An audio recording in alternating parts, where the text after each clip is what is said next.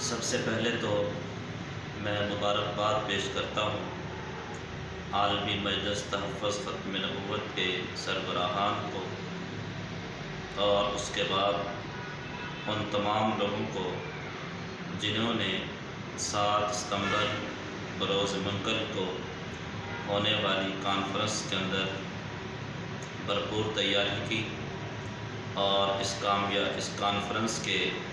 کامیاب انعقاد کے اندر اپنا بھرپور کردار ادا کیا، خصوصاً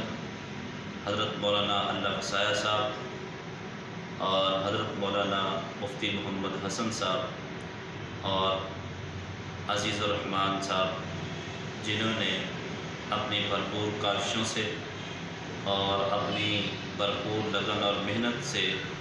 اس کامیاب ختم نبوت کانفرنس کے انعقاد کے اندر اپنا بھرپور کردار ادا کیا، اور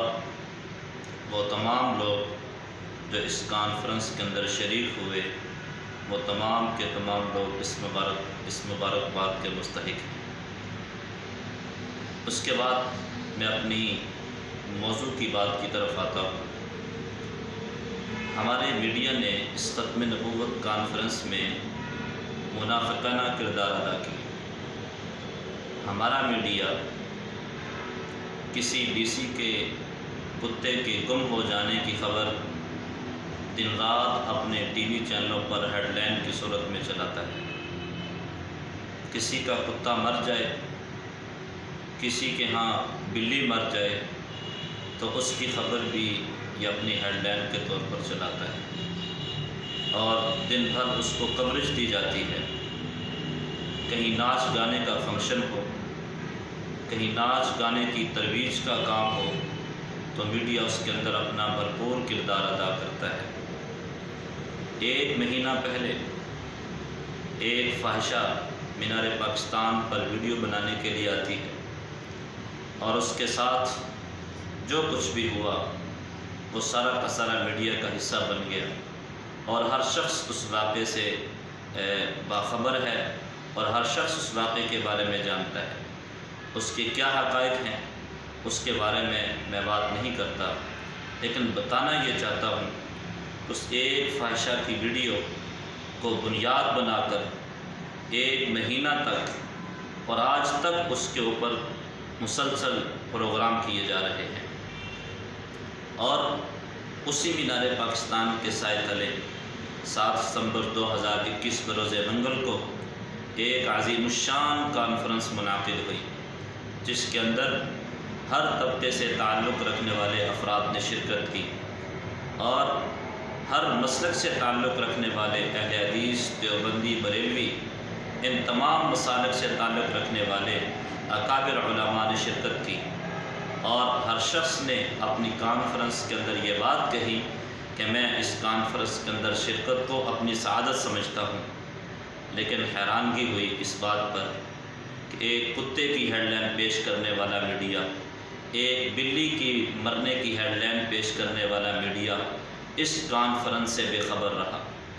اس کانفرنس کی ترویج دینے کی اس کو جرت نہ ہوئی، اس کانفرنس کو اپنے ٹی وی چینلوں پر بیٹھ کر پیش کرنے کی اس کو جرت نہ ہوئی۔ ہونا تو یہ چاہیے تھا کہ یہ 7 ستمبر جو پاکستان کے آئین اور قانون کے اندر یہ لکھا گیا کہ قادیانی کافر ہے، 1974 7 ستمبر کو یہ واقعہ لکھا گیا، اور پھر حضور علیہ الصلاۃ والسلام کی یہ تحفظ کا قانون تھا، حضور علیہ الصلاۃ والسلام کی عزت کا یہ قانون تھا، اور 7 ستمبر کو دن بھر ٹی وی چینل اس کے اوپر ٹاک شو کرتے، لیکن ایسی توفیق کسی چینل کو نہ ہوئی۔ اور اگر عالمی مجلس تحفظ ختم نبوت نے اس کانفرنس کا انعقاد کیا اور عوام الناس کے اندر یہ بات لے کر آئے کہ ہم حضور علیہ الصلاۃ والسلام کی عزت اور ناموس کے مطابق بننے والا قانون 7 ستمبر کو 1974 کو جو بنا، ہم آج پھر اس کی تجدید کا دن، ہم عہد تجدید کر رہے ہیں، اور عوام الناس کو یہ بتلایا کہ آج کے دن کیا ہوا تھا، لیکن ہمارا میڈیا سوتا رہا، ہمارا میڈیا بے خبر رہا،